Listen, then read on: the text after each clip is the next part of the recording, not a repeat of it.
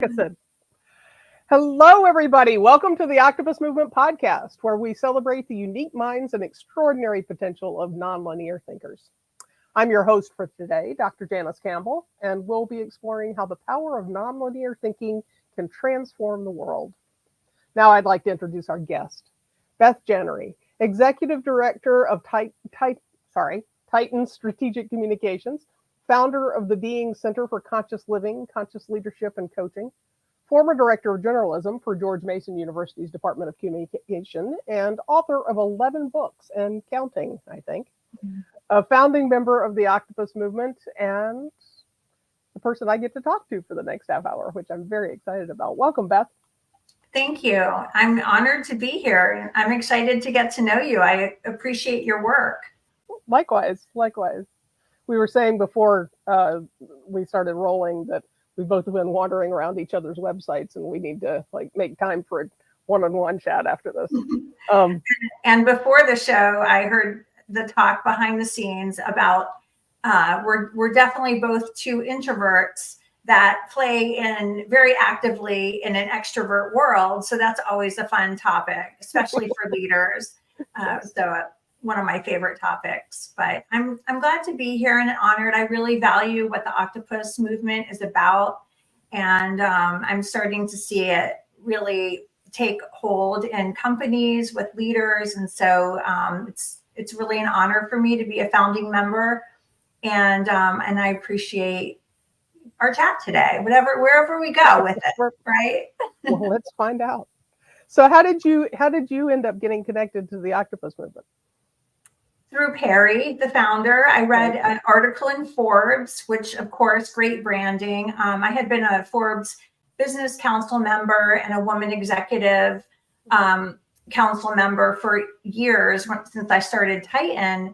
And I came across the article and I thought, what is going on here? So for those, who might not know, who are tuning in, maybe we do a brief description about what the Octopus Movement is. I don't know if any of my friends really even know that I'm involved, but I'm deeply passionate about it. So do you have a good descriptor of it that you want to share? My short answer always is that it's a international network of nonlinear thinkers. And more importantly, it is a unbelievably large group of some of the kindest people I have ever met. And the smartest. Some of the think tank sessions are just out of this world. And, for companies that might be listening, it's such a good resource for if you have an unsolvable problem and you're not sure how to, it's such an overused expression, thinking outside of the box, but that is exactly what happens within a half an hour or an hour. These amazing nonlinear minds come together. They're given a prompt and they solve it and they come up with the most incredible solutions. And I think it's also really important to say too, that you can be an advocate and be a member of the Octopus Movement. You don't have to use any kind of label. I do think of myself as a nonlinear thinker. I was amazed when I heard about HSP, highly sensitive people, Alanis Morissette, and there's a bunch of really good ones out there, but I identify with that. I was a leader as a chief marketing officer for a $1 billion company, 8,000 employees. And my days would go from 7 a.m. till 7 p.m. And then there would be another, then you do the work later, right? But that would be in person with people traveling all during COVID. And I realized my energy was so depleted. I did a great job. I enjoyed the work, but I realized how much I need my downtime, how much I need my alone time, and sensitivity to light, sensitivity to sound. And I really didn't share it with anybody because I thought, wow, what's wrong with me? Why am I so tired all the time? And so it kind of, I'm just sharing that, right? Because if somebody hears it and they realize, oh, I'm an introvert, or I'm an HSP, a highly sensitive person, it just means we take on energy differently than other people. We need, downtime. I heard you sharing before the show started about teaching, and you'll talk for 7-8 hours at a time. An extrovert will get energized by that. An introvert feels depleted and just loves their time by themselves until they get their energy back. And we're all creative. We're all, amazing in our own way. And I think it's really important. There are so many CEOs that I work with that are introverts, and they're playing an extrovert. And it's not until they really own their power and really get authentic, and say, hey, this is who I really am. Let me embrace those traits and let me be authentic. Let me be vulnerable with the people I work with. And that is such a beautiful commitment to truth, I think. So that's really why I joined. That's a long answer, but that's why I joined the Octopus Movement. I just think it's amazing and it's catching on like wildfire. Yeah. That's the perfect answer. I mean, I got involved for, the path of my getting involved. I think all roads lead through Perry at some point. And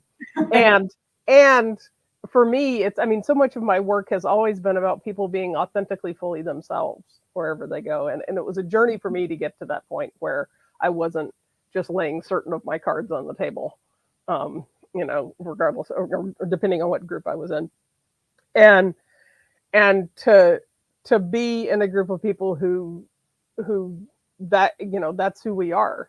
Everything comes with us when we walk into the room is into the Zoom, as the case may be, is just really relaxing. And it takes the level of, how do I say this to this person? How do I, and again, like I said, genuinely kind people. Because we have everybody in the movement, from folks who don't have a label beyond the fact that they are creative nonlinear thinkers, right, all the way to people who have multiple labels, diagnostically from a Western medicine standpoint. And we have people who need lots of noise and people who need no noise, and we have all the possible flavors. And when we get together as a group, the thing that I really love is that we tend each other in that way. Somebody needs to info dump and somebody else is overwhelmed by the info dumping, and somebody who falls somewhere in the middle says, send it all to me. Right. Private message me about that. I feel like if we were all physically in the same room, we'd have people that just would go sit next to people who needed either somebody to be really quiet next to them or somebody to listen to them talk, or whatever the thing was, to allow everybody to feel like they belong. Well, and taking that into corporate, into the companies, what I'm seeing is that model kind of mirrored. It's more acceptable now for leaders, let's talk about like the director level and up, directors, vice presidents, the C-suite CEOs, to truly find their authentic self, to find who they are, instead of coming in as a CEO and like you've climbed the ladder, you think you're supposed to be a leader this way, and then you try on the hat and then you realize, wait a second. Yeah. It's like bringing a persona to work. It's like wearing a costume like a Halloween costume.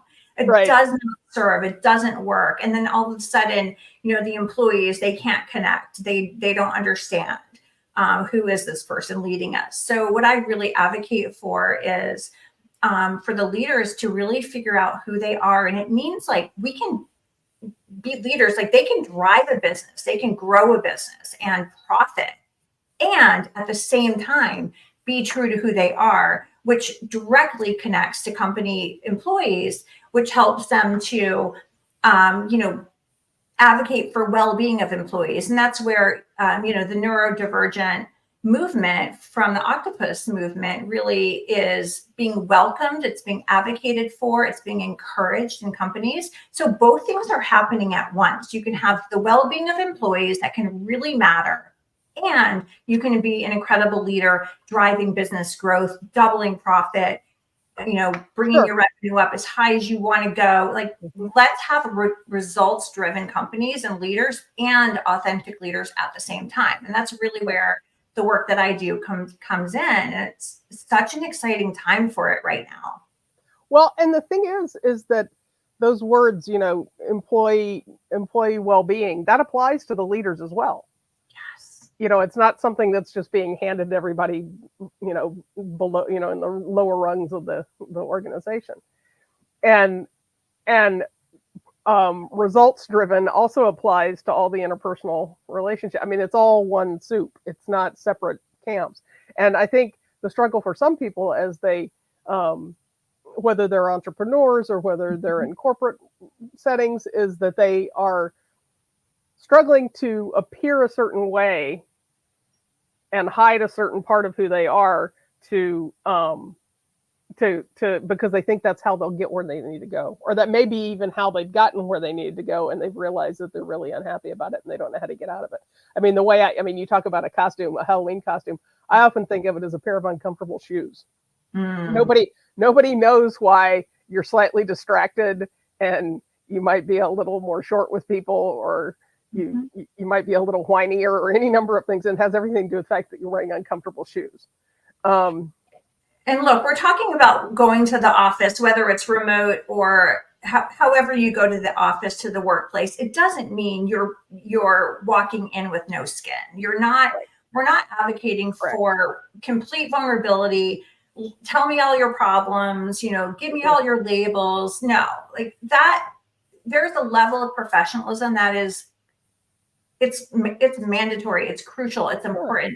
But what happens is we identify with truth. When a leader can actually understand their story and really know who they are and convey it in a way that is real, with a level of vulnerability, like Brene Brown has been talking about for years, the vulnerability, which is, it's really caught on, but it was, if you remember a few years back, it was so incredible when she started to talk about that in the workplace. Wow, and then, with the military, now CEOs are practicing mindfulness and meditation. That is a level of truth that we haven't had yet. So just imagine how incredible the companies can become with that level of truth. But it really takes that leader who, they may not even know they're conscious or they're striving to be that way. But if they want to fully engage with their company and the employees and have what I call a conscious company, that just means you just don't have drama in your company. You are focused on the results. You're driving the company's growth and you're not dealing with the drama. Have a conscious company, be a conscious leader. It's really simple, but so many, are not doing it, or they're afraid of it. And I think it's a beautiful thing too, when a leader can actually admit through, when they're in coaching session, when they're private, they're not going to announce this to the company that, I'm afraid. Here's where my fear is. And then, we can dig in and really look at, okay, what's the root of that? Where's that coming from? What I found is through storytelling, we can take any situation that the leader might be going through. And instead of me just asking, hey, CEO, what's your most difficult challenge? And let me help you with that solution. That's just so basic.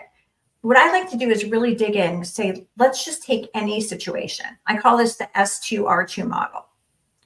Any situation they come up with. And then we tell a story about it.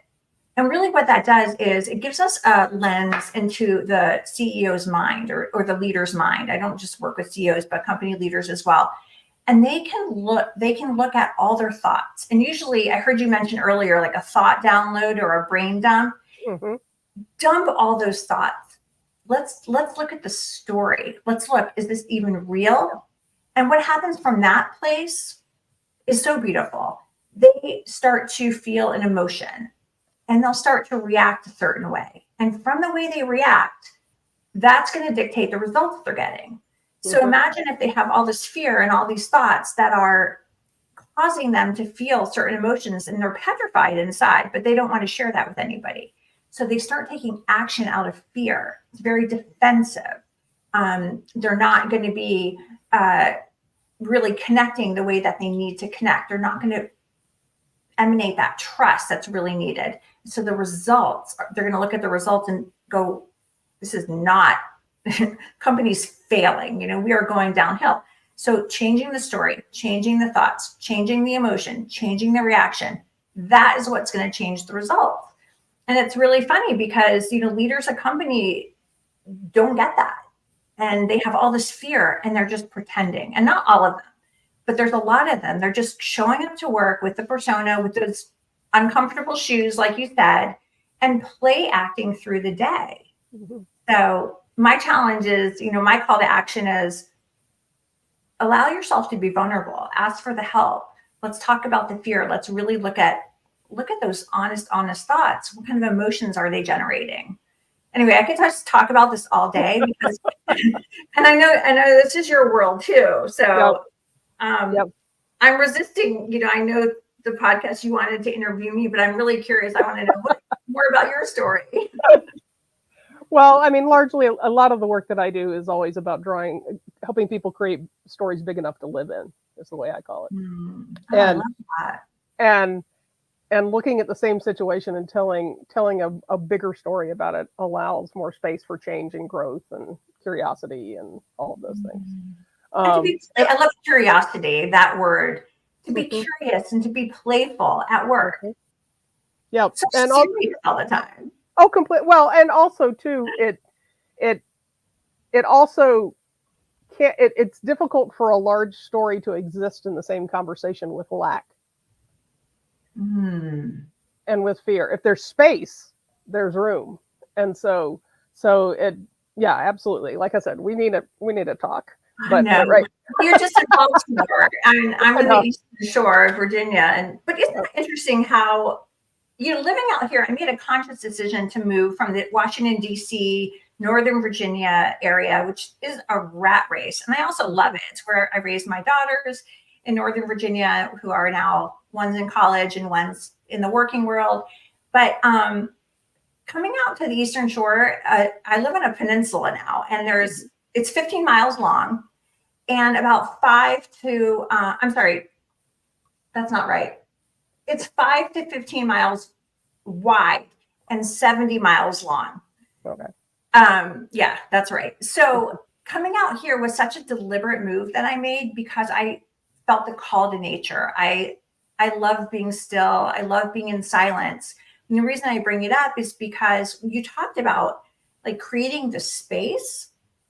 How many people are uncomfortable with silence? Mhm. How many people are uncomfortable being still? And the beauty, and I know you know this, the beauty that happens in the stillness, the thought, the space between the thoughts, like Perry talks about so often. That's where the magic can happen. And if we're so busy doing and going and not stopping, there's a couple like really simple tools that I'll have people do when we get together for our one-on-ones. And one is just taking our shoes off and just putting our feet in the grass 10 minutes. And it actually aligns you in a different way. It connects you with the nature. It's called grounding. Yep. If for people that don't know, and it's really kind of going back to our childhood, playing in the grass, going barefoot, and remembering what that feels like. And I know what that feels like because I choose to do that on a daily basis. But I made that huge life decision to hear my call and to move out, to be near the water and to be in a small town and to work remotely. But so many people are just, and I did it for years and I recognize it in people. They're just concrete to a metal car in the office, like bookends, meeting, and then how many meetings in the day that are just so unnecessary. Well, and also too, I mean, I think there's a certain population that were never barefoot as kids in the grass. I know when my son was little, he just turned 18, but when he was little, I was reading a kid's book to him and a friend of his about anyway, the little boy in the book was barefoot outside.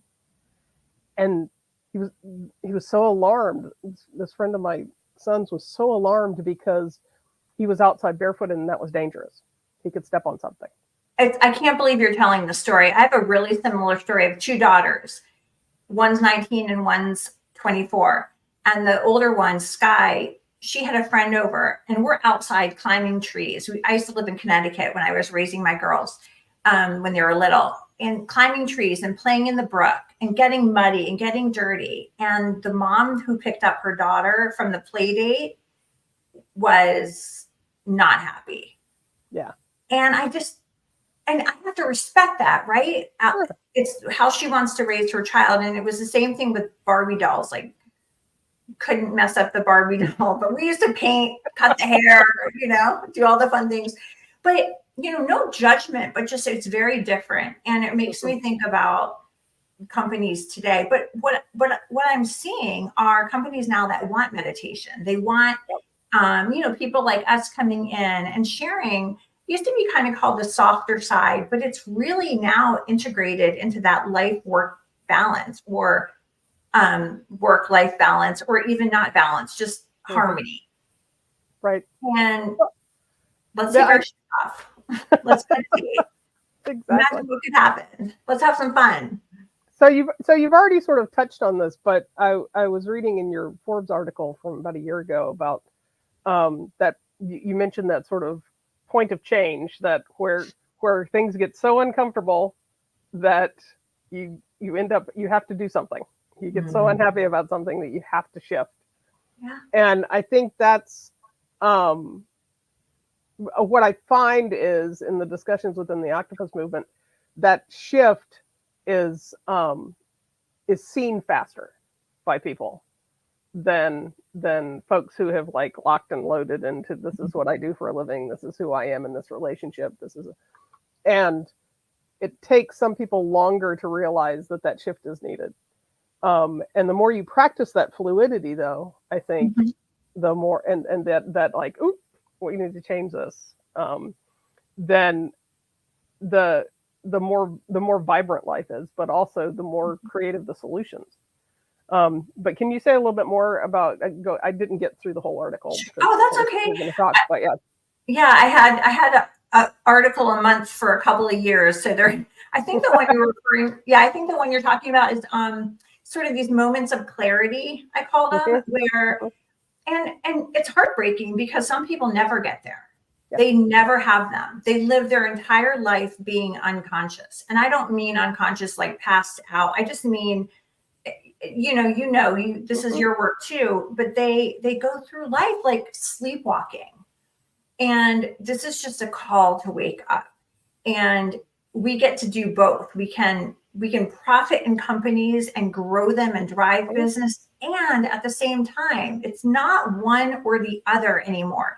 It does not have to be. So if there's somebody listening to this today and they're wondering like, oh, I've been feeling this. I've been feeling this longing. I've been wondering, what is my purpose? Is there more I should be doing? Or it may be a company leader's listening and they're thinking, I want to double the growth, but I also want to spend time with my family and not give up my soul, right? It doesn't have to be one or the other anymore. And that's the beauty, I think, of where we are right now. It's almost like there's like a magnetic field where we're just being drawn to it. And, some aren't. Right. So some are never going to have that wake up call. Some are going to just stay sleepwalking through life. And, I hope that's not the case, but that, it is probably for a lot of people. They just are not going to figure it out. They're not going to smell the roses. But for those who are right on the edge and they don't want the hustle anymore, they want the results. They can still get the results, but they can do it in a completely new way. And I just call that like a simple awakening. Or, a level of consciousness, and there's layers to it too. So maybe there's somebody listening who's just starting on that journey and they've just begun meditating. And now maybe there's somebody 20 years in who's ready to go really deep and really immerse themselves in this new way of being. So I think that's what you were referring to, that moment of clarity. Yes. And it's one of my favorite things to hear about someone's moment of clarity. Or even better is to witness it. Like watching the sun come up, watching a flower bloom when the light comes on in a person. And, it happened for me and it took me a few years to get there, and it happened through.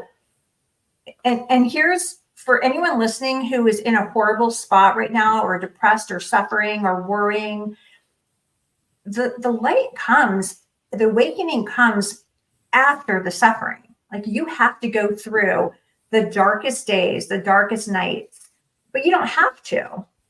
But that's usually my experience. That's usually what I witness and what happened to me. It's through the suffering. So I say, like, bring it on. If somebody's suffering, I go through hard times, I go through fear, and I always know that it's okay, because through the fear, through the suffering, I'm going to grow. There's always, always, always going to be a growth spurt. Well, and as I do a lot with people with language and again, the storytelling of how things are. And, as they say, pain is inevitable. It's inevitable, but suffering is optional. And so going through the pain of that, of whatever's, of that depression or of that adrenaline drive or whatever it is that's pushing them or tightening them up or gumming up the works. But knowing that nothing is as constant as change, knowing that there's something, there'll be something on the other side of it, that allows for that transformation, allows for that sun to rise, I think is a really important message, because we can get very mired down in the pain and the suffering of whatever's going on at the time. And seeking distractions too. I think that very often when somebody's in it, and if someone's listening right now and they're in it, and I've been there, where I just want to find any distraction not to feel what I'm feeling. Right. But it's actually within the process of feeling the feelings and going through that pain and going through that process.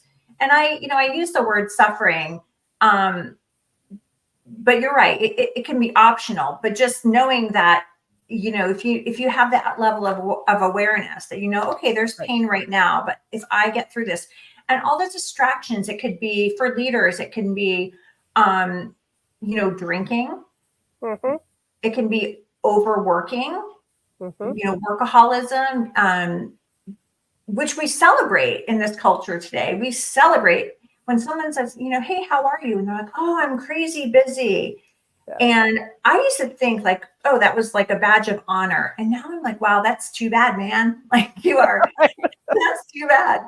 Because you don't have to work that hard. You can produce and get the results. But that crazy busy, that is not a status symbol anymore. The status symbol is now, I'm calm, I'm peaceful. For the CEO who's meditating, who's practicing. And it's still, you can still get the stuff. You can still get the same amount of stuff done. You can get and possibly more. Yeah. If so, it's not about doing or changing your job drastically and only working half time, or it can be, but it's about doing it more effortlessly. It's not wasting unnecessary effort. Okay, and you and I can changing the outside. It's changing in here. No matter, you might hate your job, but actually you can change how you're reacting. We have so much to talk about, so we'll get together. Yeah, we'll do this because we're down to 2 minutes. So no, I know. That's why I was like, wait a minute, what time is it? I get completely nice to have a good conversation. Yeah, exactly. Absolutely. We can meet halfway. We always get excited here in the Octopus Movement when we discover people are geographically close to us. We're like, ooh, how do we get near each other? What I have found though that's interesting is that because we have such deep connections within the movement, when I have met people in person, it's been so normal. It's been so like, oh yeah, I just saw you yesterday, kind of a thing. It's lovely. We'll talk about that. So really quickly, your website is your name, right? Yeah. Real simple. Just my name, BethJannery.com. Yep. And that's where they can learn about all of your stuff, all your projects that you're doing, and all your different pursuits. I'm very quiet on social. I do have LinkedIn. You can find me there. You can go to my website, contact me. I'm very approachable. What I'm really most interested in is people who want to get results. So if there's a company leader who, they want to double their profit, or they want to drive their company growth, but they also want to be a conscious leader and they want to create a conscious company with no drama, with no chaos. What does that look like? Right? I love that. That's my sweet spot. Thought leadership, storytelling, strategy. But also the Being Center is what I have in the Eastern Shore now, and it's right on the peninsula, and it's the most peaceful place on earth, and you're welcome to come. I love working one-on-one, but I work with groups as well. And I appreciate your time today and just having this conversation. Likewise. So thanks everybody for joining us. If you have questions about how you can join the movement or learn more about it, you can reach out to me on LinkedIn or Facebook. There's also, you can visit the Octopus Movement website at theoctopusmovement.org. And remember, we all began life outside the box. And so connect and embrace your inner octopus and join the movement. Come on in, the water's fine. And let's build a wonderful, sustainable future together. Take care. I'm Janice Campbell, and I'll see you next time. Thank you, Janice. Thank you.